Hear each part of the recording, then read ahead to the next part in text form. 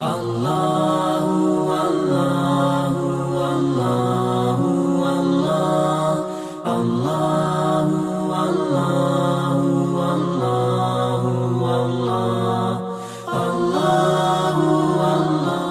علیکم ورحمۃ اللہ وبرکاتہ۔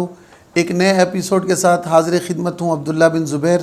آج ہم 9ویں پارہ کے بارے میں پڑھیں گے، اللہ تعالیٰ کے احکامات کو سمجھنے کی کوشش کریں گے، اور مختصر وقت میں ہم یہ سمجھیں گے کہ اللہ تعالیٰ نے اس پارہ میں ہمیں کیا کیا احکامات دیے ہیں جن پر عمل کر کے ہم کامیابی و کامرانی اور فوز و فلاح کا راستہ اپنا سکتے ہیں۔ 9ویں پارہ میں سورہ اعراف اور سورہ انفال دو صورتوں کا احاطہ کیا گیا۔ سورہ اعراف کا تھوڑا سا حصہ اور سورہ انفال کا ابتدائی حصہ۔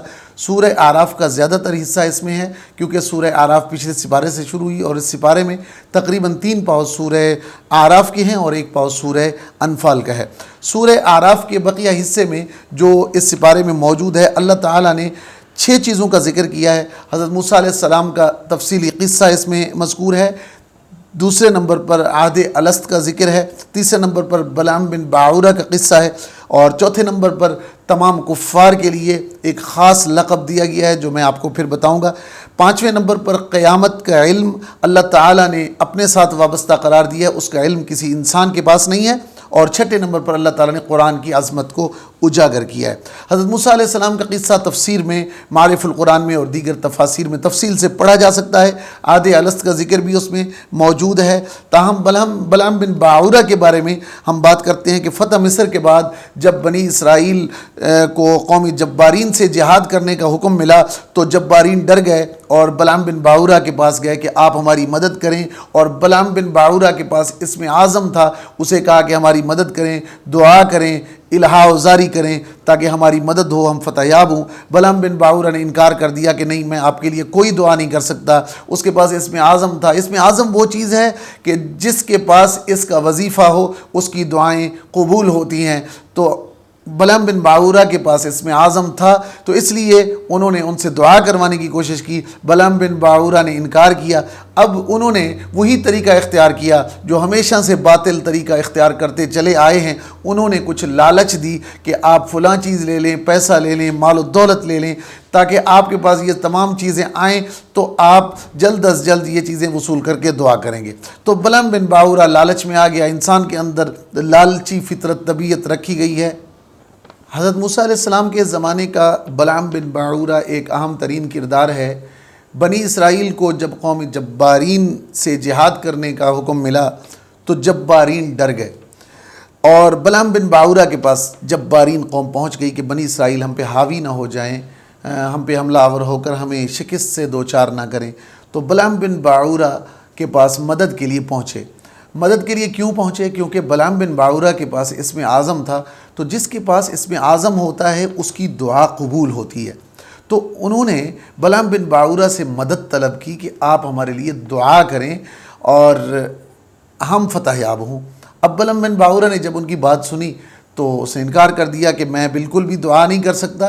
بعد میں انہوں نے لالچ دیا، جس طرح عمومی طور پر ہوتا ہے کہ اپنا کام نکلوانے کے لیے کچھ لالچ دی جاتی ہے، تو انہوں نے بھی بلعام بن باعورہ کو مال و دولت کی پیشکش کی، اور بلعام بن باعورہ نے اس مال و دولت کے عوض دعا کے لیے رضامندی کا اظہار کر دیا، اور پھر حضرت موسیٰ علیہ السلام کو اور دیگر کو بد دعا دینے لگا، برے برے جملے نکالنے لگا۔ تو اللہ تعالیٰ نے اس قرآن مجید میں فرمایا ہے کہ اس بلعام بن باعورہ کو ہم نے کتے کی طرح کر دیا، کمثل الکلب، کتے کی طرح ہو گیا۔ تو اللہ تعالیٰ نے وہ جو اس نے بد دعائیں دیں حضرت موسیٰ علیہ السلام اور حضرت موسیٰ علیہ السلام کے ساتھ جڑے ہوئے لوگوں کو، تو وہ ساری بد دعائیں اس پر لوٹ آئیں۔ تو اس سے ایک سبق یہ بھی ملتا ہے کہ کسی کو بد دعا نہیں دینی چاہیے، کیونکہ بد دعائیں عمومی طور پر انسان کے اپنے اوپر لوٹ آتی ہیں۔ اور جو اگلی صورت ہے سورہ انفال، اس کے ابتدائی حصے میں اللہ تعالیٰ نے غزوہ بدر اور مال غنیمت کے بارے میں بات کی ہے، اور دوسرے نمبر پر مومنین کی صفات کا حکم ہے، اور تیسرے نمبر پر مومنین سے 6 مرتبہ خطاب کیا گیا ہے۔ جہاں تک غزوہ بدر اور مال غنیمت کی بات ہے تو غزوہ بدر میں جو مال غنیمت ہاتھ آیا اس پر صحابہ کرام میں تھوڑا سا اختلاف ہوا۔ تفصیلی واقعہ یہ معارف القرآن میں اور دیگر تفاسیر کی کتب میں موجود ہے، وہاں پر ملاحظہ کیا جا سکتا ہے۔ صحابہ کرام میں اختلاف آیا اور رسول اللہ صلی اللہ علیہ وسلم نے مال غنیمت کی تقسیم کے حوالے سے صحابہ کرام کے اس تنازع کو خوش اسلوبی سے حل کر دیا۔ جب امیر لشکر ایک بہترین عدل و انصاف کے مہارت رکھنے والے اور رسول اللہ صلی اللہ علیہ وسلم کی حیثیت سے ہوں اور اللہ کے رسول اور اللہ تعالیٰ کی طرف سے حبیب خدا بنا کر بھیجے گئے ہوں تو وہ اس تنازع کو کیسے برداشت کر سکتے تھے؟ انہوں نے صحابہ کے درمیان میں اس معمولی سے تنازع کو خوش اسلوبی سے حل کر دیا۔ تفصیل سے یہ تفاسیر کی کتابوں میں پڑھا جا سکتا ہے۔ جہاں تک مومنین کی 5 صفات کا ذکر ہے تو اس میں اللہ تعالیٰ نے مومنین کی 5 صفتوں کا ذکر کیا ہے۔ نمبر 1 خشیت، نمبر 2 تلاوت، نمبر 3 توکل، نمبر 4 نماز اور نمبر 5 سخاوت۔ اب یہ جو 5 چیزیں ہیں، یہ 5 چیزیں اگر کسی کافر میں بھی آ جائیں جو کہ اللہ کی ذات کو نہیں مانتا ہے یا رسول اللہ صلی اللہ علیہ وسلم کی ذات کو نہیں مانتا ہے تو وہ بھی انسانیت کے اعتبار سے کمال کو پہنچ جائے۔ چاہے جائے کہ کوئی مومن ہو، اگر وہ اللہ سے ڈرنے والا ہو جائے اور روزانہ کی بنیاد پر تلاوت کرنے والا بن جائے اور ہر کام میں، ہر معاملے میں اللہ تعالیٰ پہ توکل اور بھروسہ کرنے والا ہو جائے اور روزانہ 5 وقت نماز پڑھے اور ان 24 گھنٹوں میں یا مہینے میں جو کچھ اس کی آمدنی ہے اس آمدنی میں سے وہ کچھ حصہ اللہ کے نام پہ خرچ کرنے والا بن جائے تو وہ صحیح ترین مومن کی عملی شکل ہے۔ اللہ تعالیٰ ہمیں اس پر عمل کرنے کی توفیق عطا فرمائے۔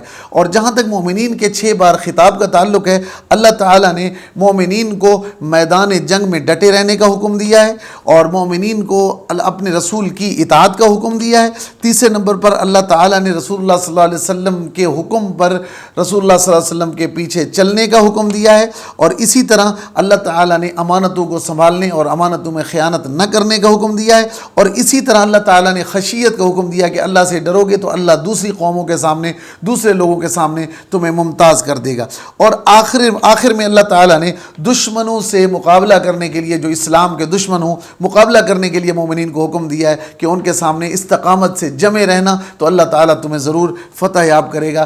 آج کے لیے بس اس سپارے میں جو چیدہ نکات ہم نے پیش کیے وہ اتنا ہی۔ تفسیر تو بے انتہا سمندر ہے، بہت سی چیزیں رہ جاتی ہیں لیکن کوشش یہی ہوتی ہے کہ جو چیدہ نکات ہیں وہ آپ کے سامنے رکھے جائیں۔ آج کے لیے بس اتنا ہی، انشاءاللہ اگلی ملاقات میں مزید کچھ گفتگو کریں گے اگلے سپارہ کے احکامات کے بارے میں۔ اس وقت تک کے لیے اجازت دیجیے، اللہ نگہبان۔